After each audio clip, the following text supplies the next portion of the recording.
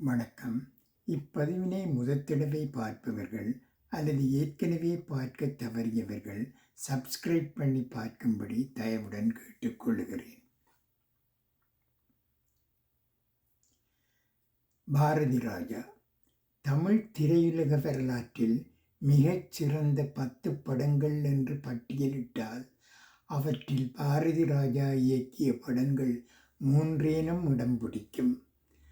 16 வயதினிலே, மண் வாசனை, முதல் மரியாதை. தமிழ் திரையுலக வரலாற்றினை 2 பாதிகளாக பிரித்து எழுத வேண்டுமென்றால் அதை 16 வயதிற்கு முன் 16 வயதுக்கு பின் என்றுதான் பிரிக்க முடியும்.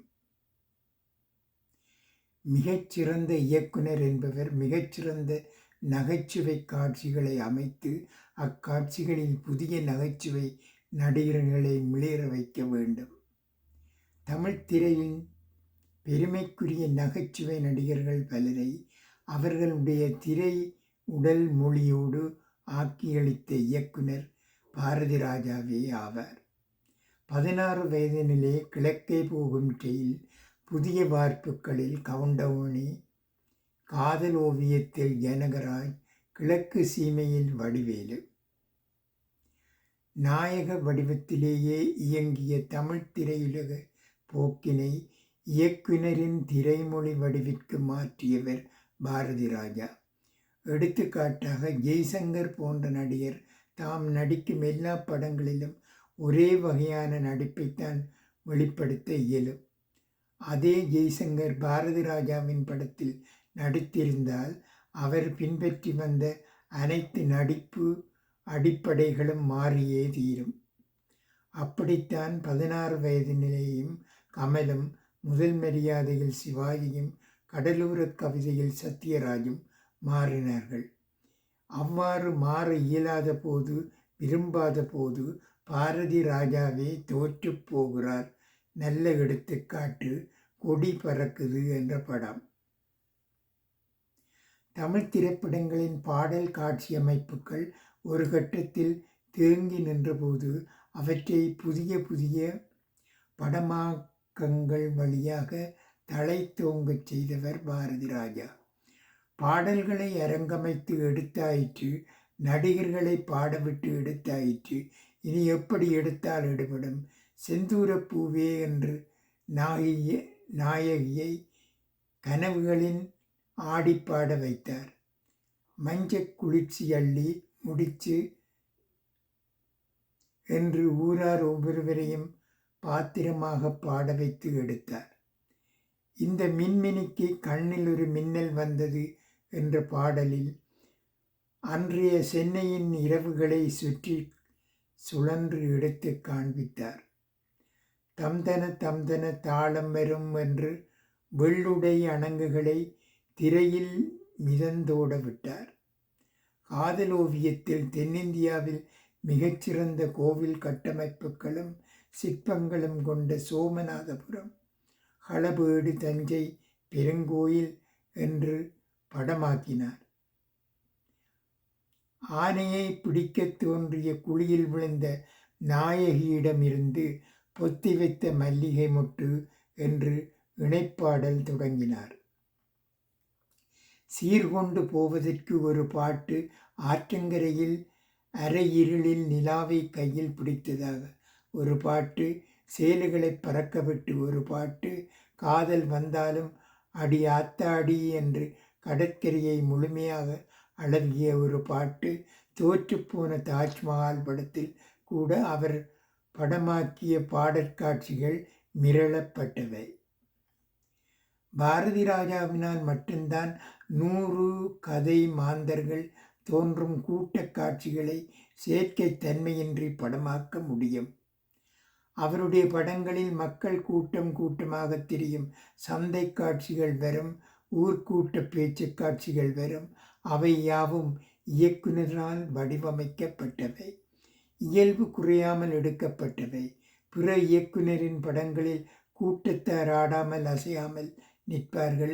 பாரதி ராஜா படங்களில் கூட்டத்தார் உலவுவார்கள். பாரதி ராஜா உருவாக்கிய கதைப்பாத்திரங்களில் நடித்தவர்கள் தமது பிற்கால திரையுலக வாழ்க்கையில் அதை கதை பாத்திரத்தை மிஞ்சிய நடிப்பினை வழங்கவே முடிந்ததில்லை. மண் வாசனையில் வினு சக்கரவர்த்தி நடித்த மலைத்தேவன் பாத்திரத்தை மீறிய பாத்திரத்தை அவர் தம் திரை வாழ்க்கையில் காணவே முடியவில்லை. காந்திமதி என்ற தலை சிறந்த நடிகையின் பெயரைச் சொல்லும் பாத்திரம் ஒச்சாயி கிழவிதான்.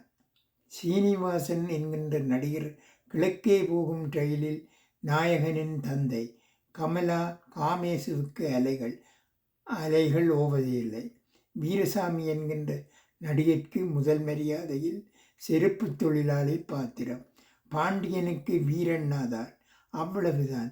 நமக்கு ஸ்ரீதேவி என்றாலே மயிலுதான், ராதிகா என்றாலே பாஞ்சாலிதான். விஜயகுமாருக்கு 100 பாத்திரங்கள் அமைந்திருந்தாலும் கிழக்கு சீமையில்தான் பெருமைக்குரிய நடிப்பு. திருப்பூரில் நடந்த அந்தி மாந்தரை படத்துக்கான பாராட்டு விழாவில் பாரதி ராஜா விஜயகுமாரை பார்த்து சொன்னார், யோ, இத்தனை நாள எங்கே இருந்தாய்? எப்படி ஐயா உன்னை பார்க்காமல் விட்டேன்? பாரதி ராஜா தம் படங்களில் இறுதி காட்சிகளில் எப்படியாவது மிரட்டி விடுவார். எப்படி பார்த்தாலும் 16 வயதிலே திரைப்படம் நகைச்சுவையாக செல்லும் கலகலப்பான படம்தான். இறுதி காட்சியில் ஒரு கொலையில் முடிந்து எல்லாமே தலைகீழாகிவிடும். முதல் மரியாதையில் யாரும் எதிர்பாராத திருப்பத்தை தன் தலைவனின் நற்பெயரை காக்கும் பொருட்டு ஒரு கொலை. அதனால் சேர முடியாமை. கடலோர கவிதைகளில் வெளிச்சொல்ல முடியாத காதலின் கசிந்தவர்கள் பிரிவின் எல்லைக்கே போய் இறுதியில் தழுவிக்கொள்ளல். அலைகள் ஓய்வதில்லையில் மதங்கடந்த முடிவு. தம் கதைகளின் பாத்திரத்தின் குணப்பாங்கினை பார்வையாளர்களிடத்தில் பதிய வைக்க பாரதி ராஜா 4-5 காட்சிகளை வைத்து இடர்பட மாட்டார். ஒரே ஒரு நொடிப்பொழுது வரும் காட்சி சுடுவினில் அல்லது ஒரு சொற்றொடரில் கத்தி போல் கீறி பதிய வைத்து விடுவார். 16 வயதினிலே பரட்டை எத்தகைய பெண் பொறுக்கி எல்லோரும் பாவாடை தாவணியில் மயிலின் அழகை பார்த்து கொண்டிருக்க பரட்டையின் கற்பனை மயிலின் தாயார்க்கு பாவாடை தாவணி கட்டி பார்க்கும். கடலோர கவிதைகளில் காதலால் வலுவிழந்த நிலை குலைந்து நிற்கும் சின்னப்பதாசிடம் பழைய பகையாளிகள் வம்பிழுப்பார்கள். ஜெனிஃபர் ஆசிரியை பற்றி தூற்றுவார்கள். அவனை ஆற்றும் பொருட்டு அமைதிப்படுத்தும் ரஞ்சினி, அவனுங்க என்னைத்தான்யா தப்பாய் பேசினாங்க, ஜெனிஃபரை சொல்லலே என்று பெயர் சொல்லுவார்.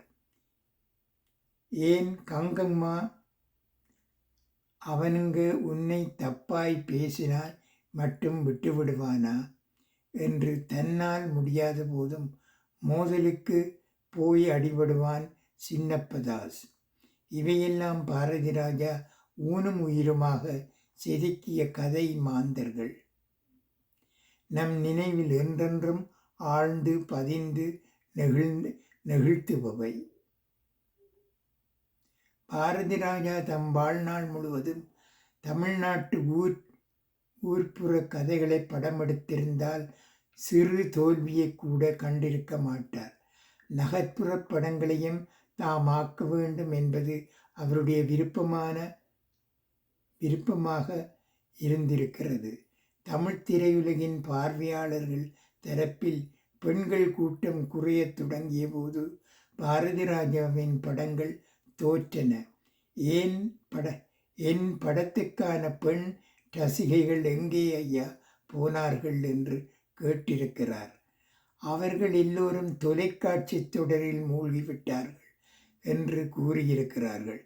ஈரநிலம் என்ற படத்திற்கு பிறகு அவருடைய படங்கள் பெரிதாக வரவேற்பு பெறாதது இன்றைக்கும் புதிர்தான். இத்தனைக்கும் அவருடைய திரைமொழி புதுமை குறையாமல் தான் இருந்தது. அவர் விரும்பிய புதுமையான மாற்றத்திற்கு திரையுலகமும் தன்னை பிற்காலத்தில் ஒப்புக் கொடுத்து விட்டது. அதனை புரிந்து கொண்டிருப்பார். இன்னொன்றையும் கூற வேண்டும். பாரதி ராஜாவைப் போல் ஒருவரை புகழ்ந்து பேச இன்னொருவர் வர வேண்டும். அவ்வளவுக்கு மனம் விட்டு பாராட்டுவார். எந்த தயக்கமும் படமாட்டார். ஏனென்றால் அவர்க்கே தெரியும் தாம் அவ்வளவு உயரத்தில் இருக்கிறோம் என்பது. தாம் பாராட்டி பேசுவது விதை நின்றும் முளைக்கும் சிறு செடிக்கு நீர் வளர்ப்பது போலாகும் என்பதும். நன்றி, வணக்கம்.